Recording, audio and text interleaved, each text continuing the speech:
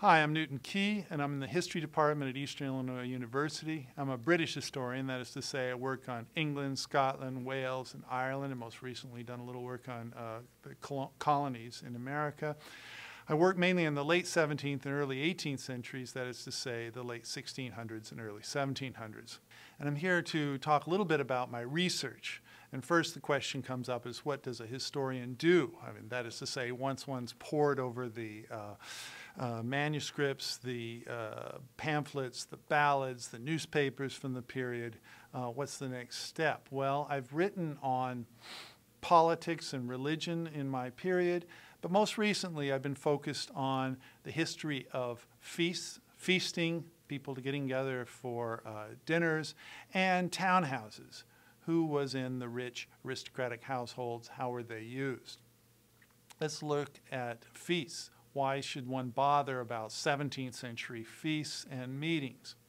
Well, if you put this in a modern context and you look at political action committees, political banquets, meetings outside the official corridors of power, one quickly sees that if you ignore those, you really ignore how politics work.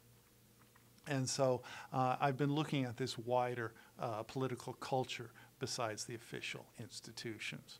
And as regards to feasts, I've looked at who attended, how they were advertised so that they get other people to attend, how they were reported, who sat where, the sermons they listened to before the feast, the songs they sang after the feast, the healths were drunk, often to excess at the end. When we look at the sermons, the songs, the healths, we see that these feasters are constructing an ideology, that their feasts actually shape a political and therefore a national identity, and therefore it's of some value.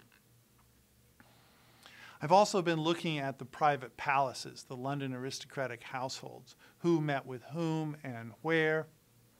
And here the relevance would be that the West End, where these big palaces are even today, was both the K Street and the Georgetown of the metropolis, to put it in a modern American context.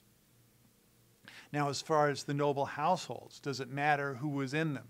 Well, to give you just one example, the Earl of Shaftesbury lived at Thanet House, and in Thanet House, one of the people working for him and lived with him was John Locke. John Locke, about the time that he lived at Thanet House, wrote his Two Treatises of Government, which was used by Thomas Jefferson later in our own revolution.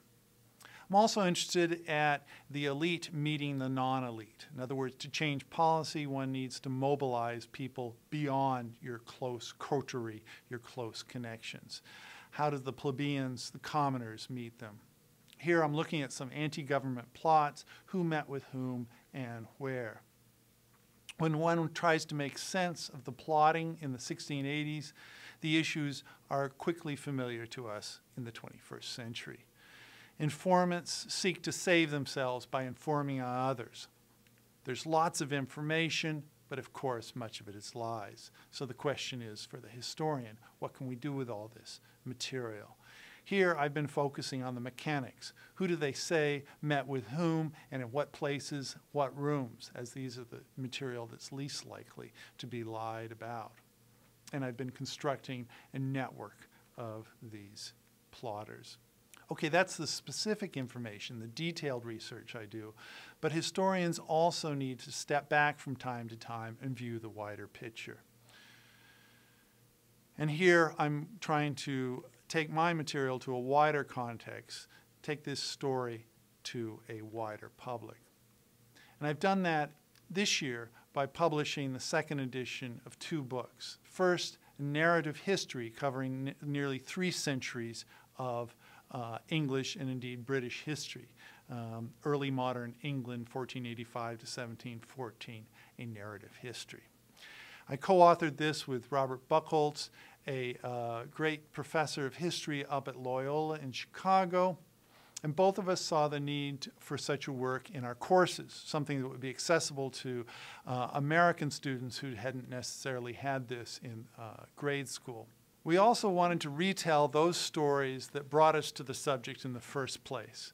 Stories like Henry VIII using different advisors, and then having them executed when he was finished. Stories like Elizabeth I cobbling together a navy to meet the Armada. Charles I deciding to defend himself at his own trial and eventual execution. And Oliver Cromwell reluctantly trying to shape religious and political policy in England, but also overseeing savage butchery in Ireland. Finally, we also wanted to add some of the great work that's been done in the last 30 years by social historians. And the chapters on social history are some of the most exciting and indeed longest chapters of the new textbook. Now, this textbook is also a work of research, and it has been accepted as such to some degree as a reference work. And this is gratifying, as we have spent not only a lot of time writing and revising these works, but we also have spent endless time arguing what should be our position as to various questions, debates in the book. That is, of course, really the fun of research, or at least co-authoring a work. We've also tried to modify some of the interpretations, corrected facts from the first edition that we either had misstated or new research suggests that we should change. At the same time as we published this textbook, we published a second edition of a source book, Sources and Debates in English History. This is, perhaps more than the textbook, a complete rewrite, as the original format perhaps demanded too much of both student and professor.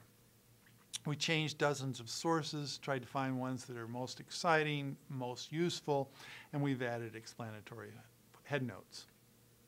We've tried for documents that could be read in more than one way. That is to spark debate and to show that the history of this period, of any period, is lively and in fact lived, is not dead and pinned to the butterfly mat, as it were. Finally, to give one example, from the Stuart period, that is to say the 17th and early 18th century, we can see how this period is relevant. Debates on whether the executive should engage in secret negotiation and fool its legislative body. Debates on whether the executive should pack courts to achieve its own goals, or whether secret meetings can and necessarily should be treated as threats to security, are all debates that have immediate relevance to us in the 21st century.